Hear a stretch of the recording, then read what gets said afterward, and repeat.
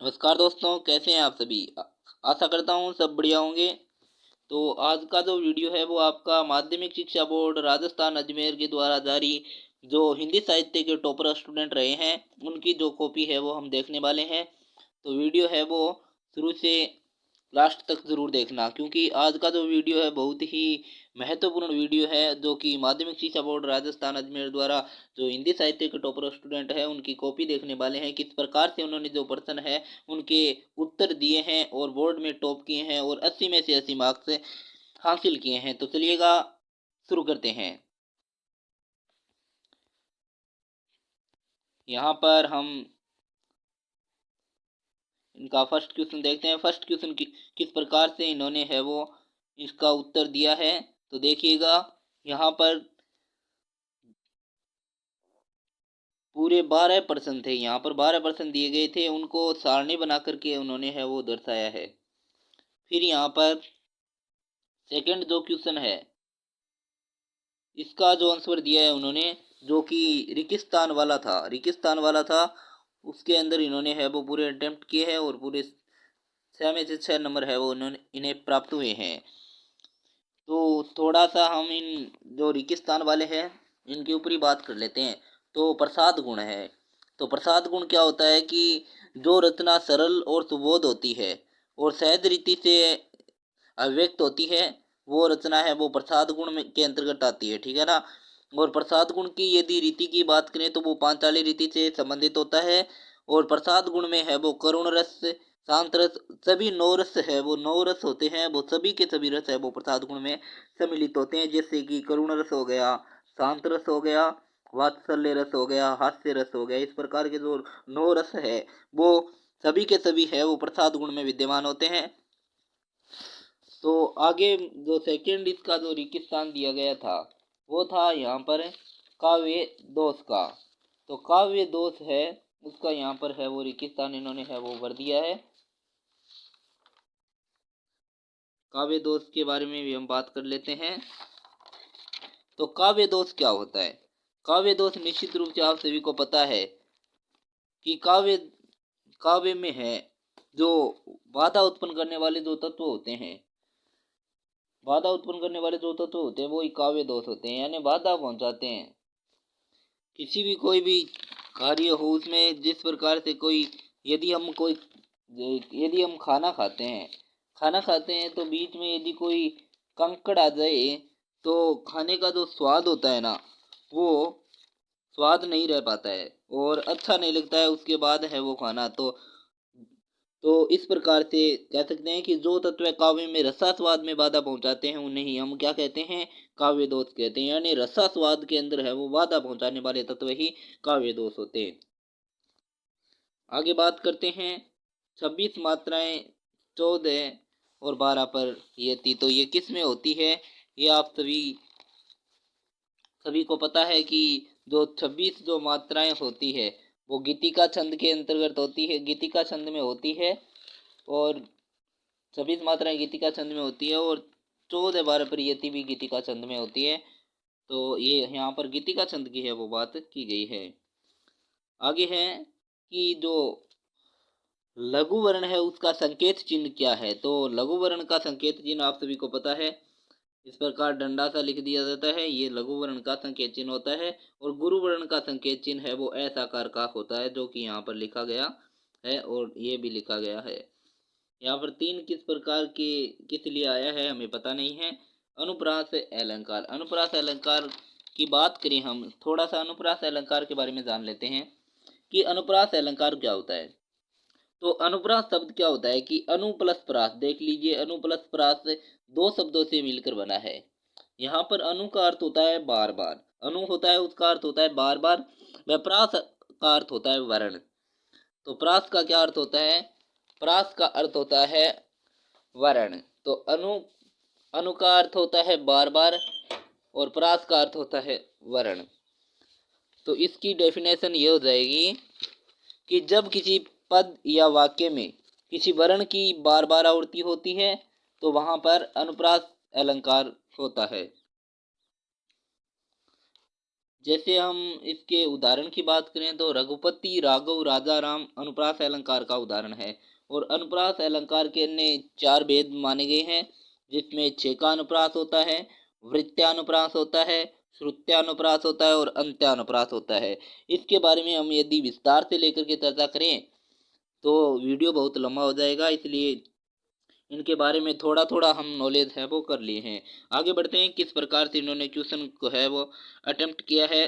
चलिएगा आगे देखते हैं। प्रश्न नंबर 3 है, तो उन्होंने एक एक लाइन, दो दो लाइन बीच में छोड़ी है, जो कि बहुत ही इस कॉपी को है वो अच्छा बनाती है और देखने में एग्जामिनर को भी बहुत अच्छा लगता है और साफ साफ समझ में आ जाता है। राइटिंग है वो नेक्स्ट लेवल की राइटिंग यहाँ पर लिखी गई है।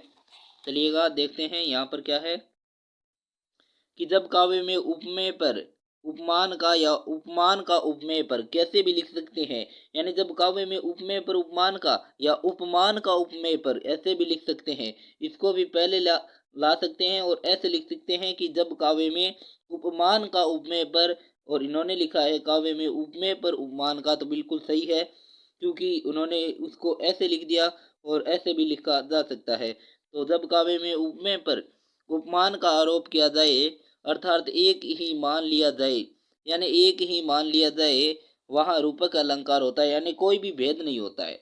भेद नहीं होता है वहाँ पर कौन सा होता है, रूपक अलंकार है वो होता है। रूपक अलंकार यहाँ पर आपका राइट हो जाएगा। जिस प्रकार से इन्होंने यहाँ पर उदाहरण तो नहीं दिए हैं, लेकिन हम बता देते हैं कि जैसे मुखचंद्र है, मुखचंद्र है तो वो इसका उदाहरण हो जाएगा। मुखचंद्र है वो आपका रूपक अलंकार का उदाहरण हो जाएगा। और चरण कमल, चरण कमल, चरण कमल भी आपका इसी का उदाहरण है वो हो जाएगा रूपक अलंकार का। और रूपक अलंकार के हैं वो तीन भेद माने गए हैं। तो रूपक अलंकार के भी तीन भेद है, जैसे सांग रूपक हो गया आपका, गिरंग रूपक हो गया, पारंपरिक रूपक हो गया। इस प्रकार के है वो तीन इसके भी भेद माने गए हैं। ये होगी आपकी रूपक अलंकार के बारे में। यहाँ पर मेघ में आसमान से उतर रही संध्या सुंदर परी सी, धीरे धीरे धीरे धीरे। तो इसमें निश्चित रूप से लगता है कि यहाँ पर इसका अर्थ पूछा है। तो देख लेते हैं कि यहाँ पर प्रकृति के साथ मानवीय क्रियाओं से तुलना की है, संध्या को सुंदर परी के समान है वो बताया गया है। और एक यहाँ पर आप बात जान लीजिएगा, क्योंकि यहाँ पर क्या है कि जो प्रकृति है उस पर मानवीय क्रियाओं का आरोप है, यानी मानवीय क्रियाओं के समान बताया गया है। यानी संध्या है उसको क्या बताया गया है, ये जो संध्या है ना उसको क्या बताया, सुंदर परी के समान बताया गया है। तो यहाँ पर मानवीय क्रियाओं का आरोप किया गया है, तो यहाँ पर है वो आपको बता देते हैं कि यहाँ पर है वो मानवीकरण अलंकार हो जाएगा। मानवीकरण अलंकार का सौंदर्य है वो यहाँ पर निहित है। यहाँ पर मानवीकरण अलंकार का सौंदर्य देखने को हमें मिलता है।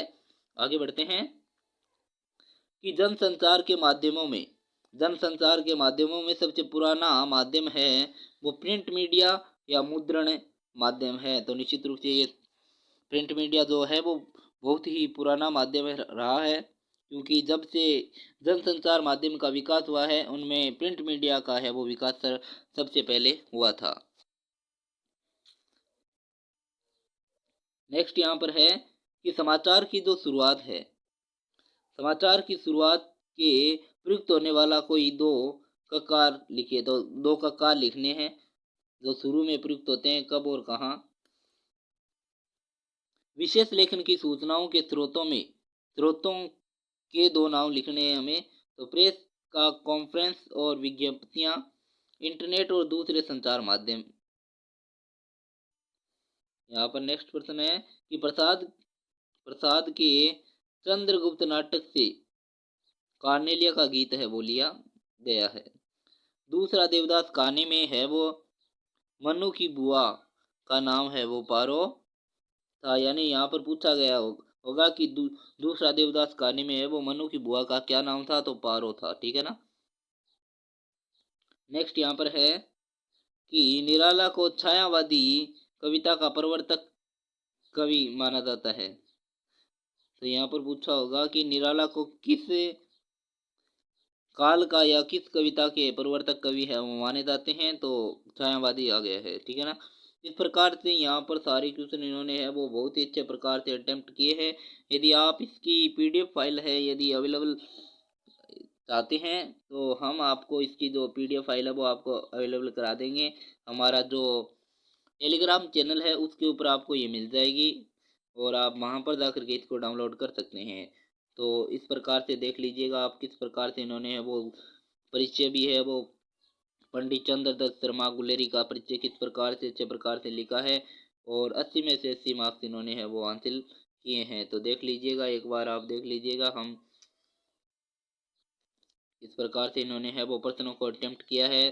सप्रसंग इन्होंने व्याख्या की है, सप्रसंग व्याख्या किया। आप यहाँ पर इस ऐसे भी कर सकते हैं, सप्रसंग कीद गए सप्रसंग, और आप यहाँ पर संदर्भ और विषय प्रसंग इस प्रकार से भी है वो अलग अलग भी कर सकते हैं। उन्होंने सप्रसंग डायरेक्टली यहाँ पर है वो कर दिया है।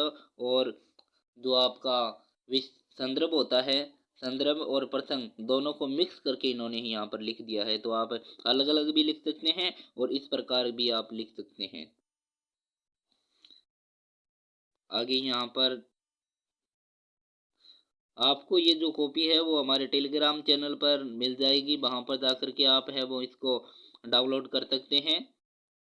तो इस प्रकार से ये कॉपी है वो होती है समाप्त। आशा करते हैं वीडियो देखने के बाद कुछ आपको है वो इसके बारे में नॉलेज हुआ होगा और आप भी इससे है वो एग्ज़ाम में अच्छे प्रकार से जो पेपर में लिखने का जो तरीका है वो भी आप जान गए होंगे। तो आज की वीडियो में इतना ही। यहाँ पर आप देख सकते हैं इससे कि इस बच्चे के है वो 80 में से 80 नंबर है वो प्राप्त हुए हैं। देख लीजिए यहाँ पर योग किया है तो 80 है और नीचे यहाँ पर जो लिखे हैं प्राप्त अंकों का एक कुल योग तो यहाँ पर भी 80 है। तो आप देख सकते हैं कि किस प्रकार से 80 में से 80 इस बच्चे ने है वो हासिल किए हैं। तो आज की वीडियो में इतना ही गाइज, मिलते हैं गाइज नेक्स्ट वीडियो में कुछ नए टॉपिक के साथ। तब तक जय हिंद जय भारत, और अपने दोस्तों के साथ इस वीडियो को ज़रूर शेयर कीजिएगा, क्योंकि इस प्रकार से यदि आप वीडियो को शेयर करते हैं तो अन्य बच्चे होते हैं उनको भी पता चलता है कि बोर्ड में किस प्रकार से लिखा जाता है। तो आज के वीडियो में इतना ही गाइस, मिलते हैं नेक्स्ट वीडियो में कुछ नए टॉपिक के साथ। तब तक के लिए जय हिंद जय भारत।